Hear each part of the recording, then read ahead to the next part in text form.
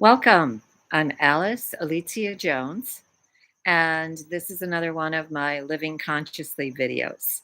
Uh, Today, we're going to divert a little bit. It is Living Consciously, so we continue with the same thing. We continue with you understanding the changes that you are experiencing. I know when I started my spiritual journey in the 90s, I had one type of experience. In the 2000s, it was a different type of experience. Now, the 2020s, it's another different type of experience. In the 90s, when I first started, what I recognized is that I had a stream of information downloaded into me every single night. And that stream of information did not quit until I came down to the computer, put it into the computer, and then for 2 hours, and it usually was 2 to 4 a.m., that I had this experience. Only then could I give go back to bed. In the 2000s, what happened to me was instead of that coming at me in a download between 2 and 4 a.m., I would get messages throughout the day, and I had to capture these messages. But in 1999, in January of 1999, I broke my wrist, and I effectively, for 8 months recuperation, I could do nothing but write. So as a result, I would sit down and I would just channel spirit. I would put down every single thing that I heard from spirit. And it was obviously during the day, not in the middle of the night. And I filled up 2 15 yellow pads, legal size pads. And when my guides told me that I was to write a book, which ended up being this book, Own Your Power Day by Day, a book of meditations, kind of like drew a blank. And they said, well, the book is finished. And then I drew even a bigger blank. And I couldn't believe that that I actually had produced a book with all the writings that I had.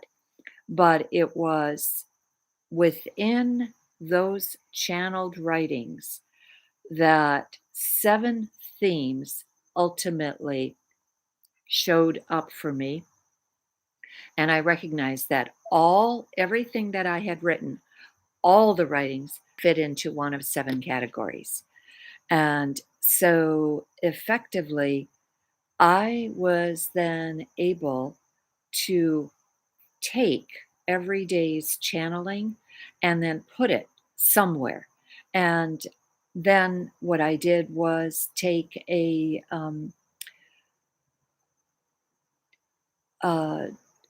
type of organization tool that I knew and take and put every single channeling within those 7 subjects that I was also given by Spirit, one a month for 7 months. And during the time that I was trying to organize these writings.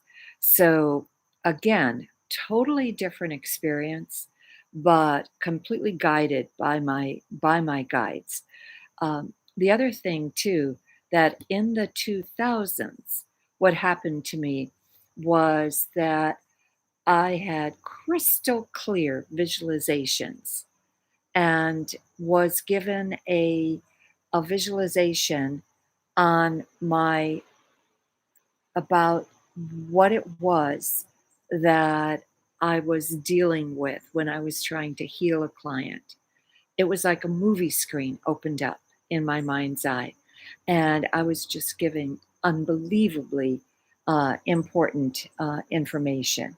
So, what I did then was that I realized that slowly this type of crystal clear visualization was being replaced. It happened very, very slowly, but everything that I had experienced in the past now was changing.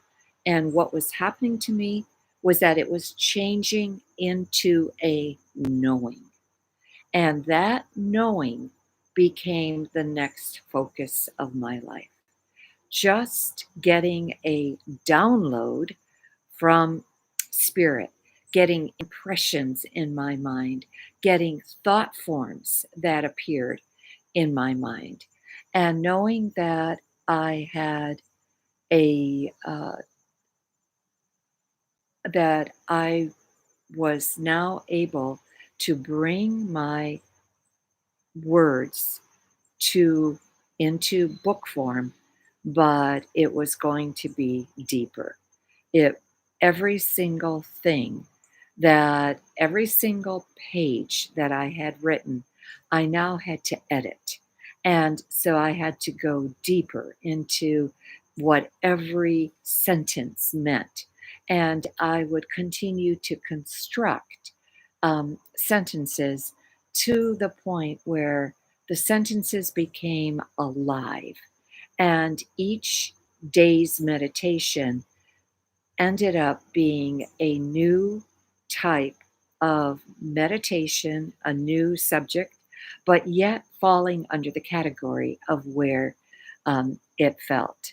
So, this is similar to those who work in biology and work with trying to peel the layers of an onion. You know that an onion has layers. You know that the first couple layers are kind of crisp, so you peel them off. But when you take even one layer of an onion off, you can take the most minute layer and peel it, and effectively it's tissue paper thin. It's actually thinner than tissue paper, and when you put it under the microscope, you can actually see the nucleus of the onion, of that onion skin. So you can see the elongated cells and an elongated nucleus. It's the most incredible thing. So this is exactly what was happening to me. This was layers of an onion that were just coming through and giving me an ability to heal, giving me an ability to change the way that I worked, change the way that I received information. And each time it cleansed a part of my ability to trust what I was given, to trust the information that was coming through me. I do know too that right now, every single thing that I have to face is in my face. I am not given the luxury of skirting anything, of allowing any issues that I know need to be part of what I am learning, and I can't use any excuses for what I'm learning.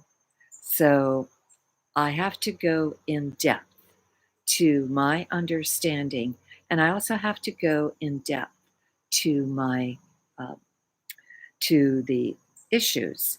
And the one issue right now that has been the hardest for me to accept is the heart issue that I have.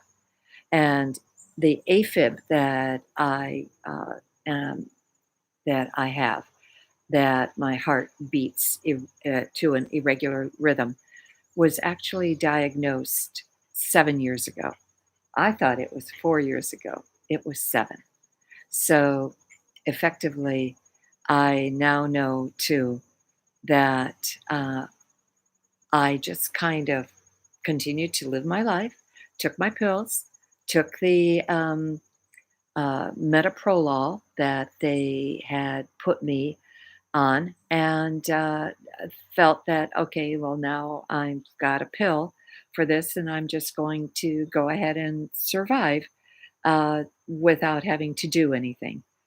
Not so, because this summer, when I was faced with a particularly stressful period of my life, my legs started to swell.